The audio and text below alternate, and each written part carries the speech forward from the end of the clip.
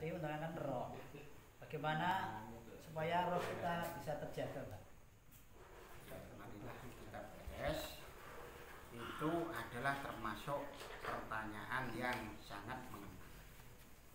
Roh kita itu supaya hijabnya benar-benar terjaga, yaitu adalah perbuatan roh dan jiwa kita harus benar-benar menjadi roh yang suci, jiwa yang sempurna, tidak tercemar dengan perbuatan-perbuatan yang tidak mengena. Ya, makasih. Nyawa. Sekarang nyawa ya, Mbak. Iya.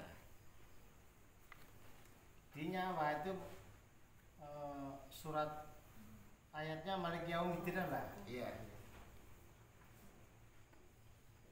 Apa bedanya nyawa sama roh, Mbak? Karena manusia umumnya itu nyawa dan roh itu sama. Oh, iya. Ini ayatnya beda. Ya, Makasih. kalau roh itu adalah yang mempertanggungjawabkan perbuatan kita di muka bumi menuju akhirat. Itu disebut roh. Tapi rangkaiannya ada nur, akal, roh, nyawa. Nah, sekarang yang ditanyakan adalah perbedaan nyawa. Nyawa itu pada diri kita itu adalah penggerak. Kalau roh itu suatu wadah, tapi kalau nyawa yaitu urusannya adalah menggerakkan 7 hijab atau 7 anggota badan kita. Berarti nyawa termasuk hijab indra dan 7 hijab indra dan 7 hijab gitu, Bang. Ada hubungannya. Ya, oke. Diri kita itu sebenarnya yang luar disebut 7 indra. Urusan dalam, urusannya roh, yaitu juga 7. Yang dalam disebut roh, yang luar disebut jiwa. Jadi urusan dalam itu disebut roh, yang urusan luar disebut jiwa. Terus tadi apa yang ditanyakan? Tentang 7 hijab. Oh, Berarti iya. 7 indra. 7 indra yang ada yaitu adalah ada mata, telinga, hidung, mulut, terus tengah, belakang, dan depan. Itu adalah bentuknya pakai, tidak usah dijelaskan dengan detail. Sudah tahu. Nah, hubungannya dengan nyawa yaitu adalah dia sebagai penggerak roh dan jiwa. Tapi kalau yang disebut rangkaian dalam yaitu adalah yang berhubungan dengan roh, nur, akal, roh, nyawa, qalbun, dan lisan. Itu yang urusan roh. Terus yang indra tadi urusan jiwa. Terus apalagi? Kolbun ya. Nah, urusannya qalbun ya. Kolbun ini bagaimana kolbun kita bisa suci Ya. Qalbun itu sebenarnya adalah semasa hidupnya sebagai wadah 7 hijab yang berhubungan dengan roh. Qalbun itu nanti kalau sudah kita mati, qalbun zat jisang adalah ditinggalkan di muka bumi, yang mempertanggungjawabkan perbuatan kita, keberhasilan ujian kita di muka bumi, yaitu diringkas di dalam roh. Berarti yang termasuk jiwa itu adalah perilaku kolbun dan gesang itu adalah jiwa, nur akal roh nyawa itu adalah sebagai rangkaian roh. Terus? Tapi kan ada, Mbak. Kalau menurut saya, kolbun dan hati itu kan sama. Ada nggak perbedaan antara kolbun dan hati? Nah, oke. Kalau hati itu sebenarnya adalah untuk kehidupan, yaitu adalah rumahnya nur akal roh nyawa, itu rumahnya di dalam kolbun. Lah kolbun sendiri namanya punya wadah yang namanya hati. Ya terus hati sendiri diletakkan pada zat kita yang ada ini. Memang sangat berbeda.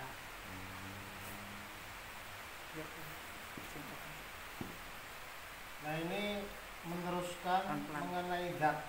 Ini terusnya kan zat, Mbah. Ya. Di surat di apa? Ihdinas Ihdinas siratal mustaqim. mustaqim.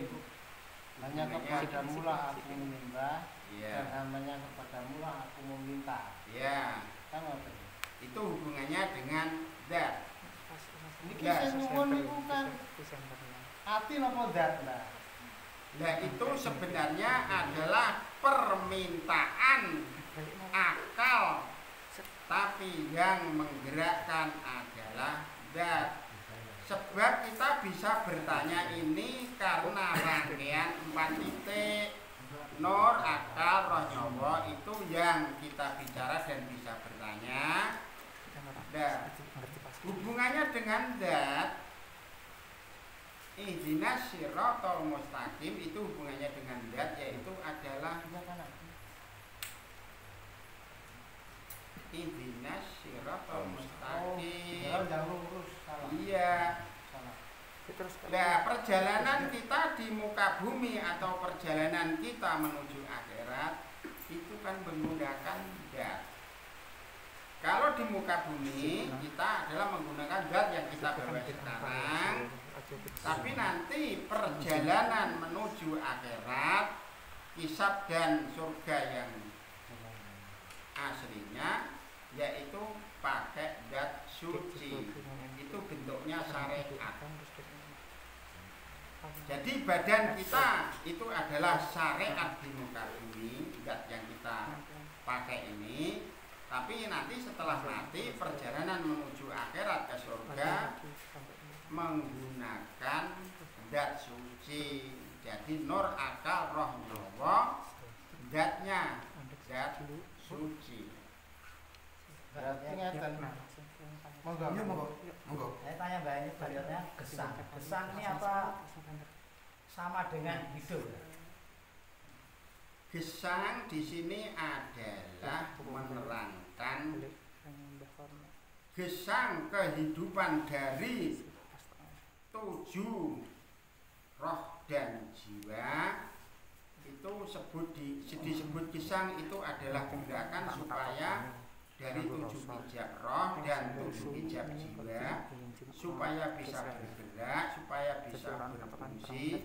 Itu yang menghidupkan adalah gesang. Tapi kalau hidupnya mesin tidak boleh dikatakan gesang. Terus hidupnya makhluk yang senyawa itu tidak boleh dikatakan gesang. Gesang di sini adalah yang menghidupkan roh dan jiwa manusia berfungsi semua. Saya bertanya gesang, Mbah. Iya. Apakah hidup itu bisa disamakan dengan gesang? Ya.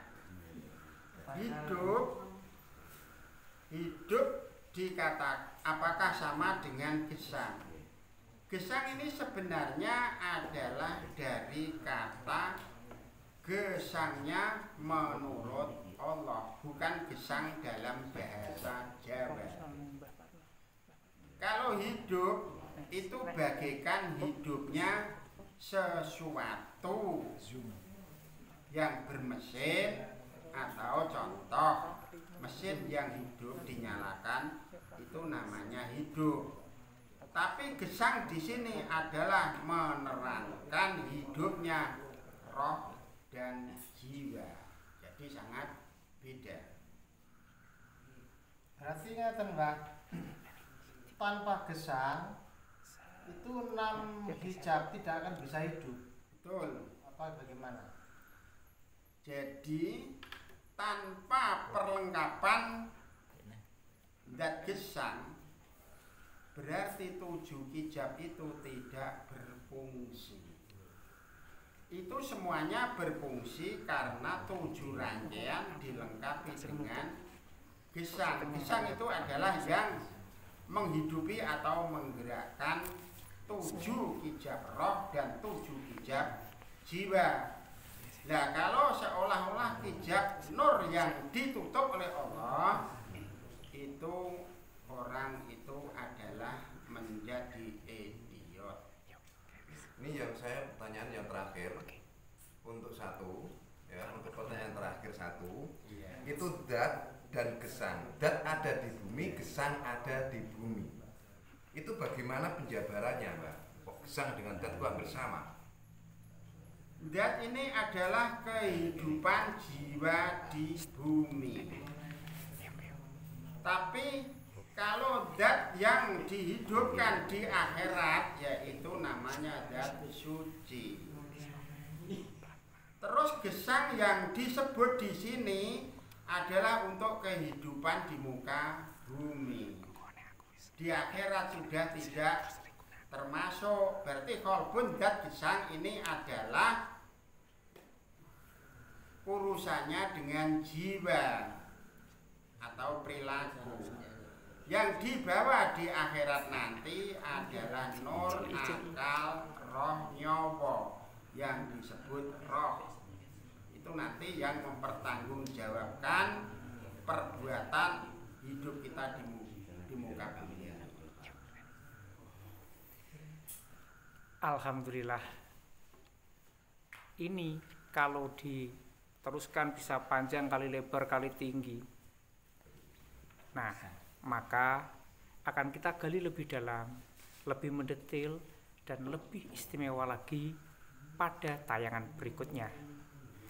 Demikian pembahasan dan diskusi kali ini. Saya Lutfi sebagai pembawa acara mengucapkan salam bahagia, salam sejahtera, salam damai. Wassalamualaikum warahmatullahi wabarakatuh. Waalaikumsalam.